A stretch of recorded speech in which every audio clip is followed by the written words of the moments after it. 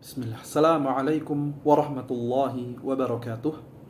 Alhamdulillah wasyukrulillah wala hawla wala quwata illa billah. Salawatullahi wasalamuhu ala rasulillah wa ala alihi wa ashabihi wa man wallah, amma ba'd.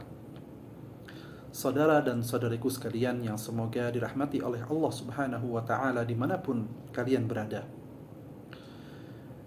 kita sedari kecil sering mendengar doa ini, yaitu doa yang diajarkan oleh Allah Subhanahu wa taala kepada Nabi Musa ketika diperintahkan untuk berdakwah kepada Firaun. Rabbi shrah li sadri wa yassir li amri. Ya Allah, lapangkanlah dadaku, wa yassir li amri, dan mudahkanlah urusan-urusanku. Hal ini merupakan hal yang banyak dicari oleh segenap manusia. Setiap orang berusaha mencari kelapangan dada dan ketenangan hati dalam hidupnya agar dia merasakan bahagia. Nah, bagaimanakah agar kita bisa mendapatkan kelapangan dada ini? Allah Subhanahu wa taala berfirman, "Faman yuridillahu an yahdiyahu yashrah sadrahu lil Islam." Yang Allah kehendaki hidayah baginya, maka Allah akan lapangkan dadanya untuk Islam, untuk menerima Islam. Dari sini kita tahu bahwasanya kelapangan dada ini tidak akan bisa didapatkan seseorang kecuali dengan hidayah dan taufik dari Allah Subhanahu wa taala. Di mana hidayah dan taufik Allah Subhanahu wa taala ini, ya, itu diperoleh dengan cara apa? Istiqomah, komitmen berada di atas jalan Allah Subhanahu wa taala. Semakin dia taat kepada Allah Subhanahu wa taala, maka semakin Allah Subhanahu wa taala memberikan kepadanya hidayah dan taufiknya. Syekhul Islam Ibnul Qayyim rahimahullahu taala telah menuliskan sebab-sebab kelapangan dada tersebut. Yang pertama yang beliau tuliskan adalah tauhidullah, mengesahkan Allah Subhanahu wa taala. Semakin besar ketauhidan dia kepada Allah Subhanahu wa taala, semakin baik tauhid seseorang, ya, sesuai dengan kadarnya, maka kadar itulah kebahagiaan yang akan dia rasakan. Maka semakin besar atau semakin baik tauhidnya, semakin tenang dan lapang dadanya. Kemudian sebab yang kedua adalah nur, ya, cahaya yang Allah Subhanahu wa taala berikan kepada seseorang, cahaya keimanan. Semakin tebal, semakin terang iman seseorang, maka semakin lapang dada dia.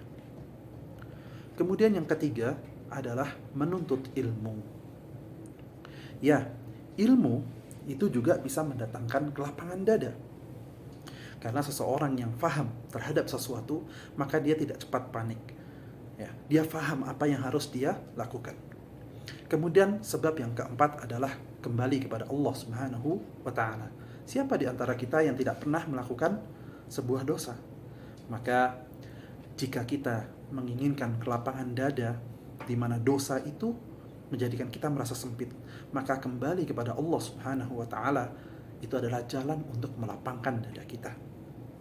Kemudian sebab yang kelima adalah konsisten berzikir kepada Allah Subhanahu wa taala, mengingat Allah Subhanahu wa taala. Ala bidzikrillah tatmainnul qulub.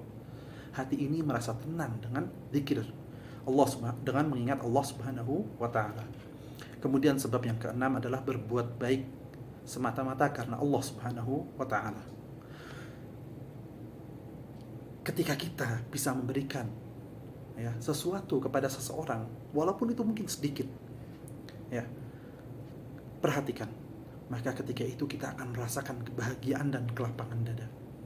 Oleh karena itu, berbuat baik kepada seseorang itu juga bisa mendapatkan atau bisa mendatangkan kelapangan dada. Selanjutnya yang ketujuh adalah keberanian. Seseorang yang berani, ya, dalam segala hal, maka dia akan merasakan kelapangan dada. Tapi orang yang pengecut, tidak ada kebahagiaan baginya. Begitu juga orang yang bakhil, tidak ada kebahagiaan bagi dia. Kemudian yang kedelapan adalah menjauhkan diri dari penyakit-penyakit hati, dari penyakit-penyakit yang dapat meracuni hati-hati kita. Ya, dari mulai riya, ya, benci, kemudian takabur, ya, iri dan lain sebagainya. Kemudian sebab yang kedelapan adalah yang sembilan adalah meninggalkan hal-hal yang berlebihan dalam segala hal. Kemudian yang terakhir adalah mengikuti petunjuk Nabi Muhammad sallallahu alaihi wasallam. Dari sini kita tahu role model kita, sosok model yang bisa kita jadikan teladan kita adalah Nabi Muhammad sallallahu alaihi wasallam. Beliau adalah orang yang paling lapang dadanya. Barakallahu fikum. Semoga Allah Subhanahu wa taala lapangkan dada-dada kita. Assalamualaikum warahmatullahi wabarakatuh.